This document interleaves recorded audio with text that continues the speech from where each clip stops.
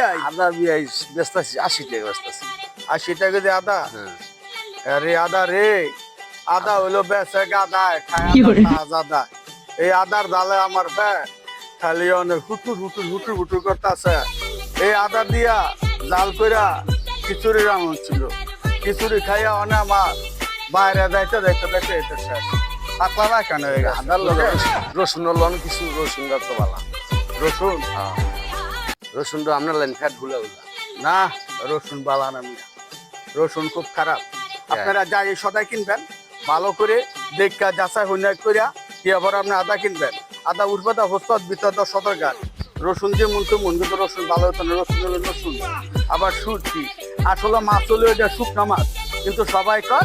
সুটকি এটা হলো শুকনা মাছ একটা প্র্যাকটিস আছে না এটা হলো শুকনা মাছ এটা সুটকি না বুঝছেন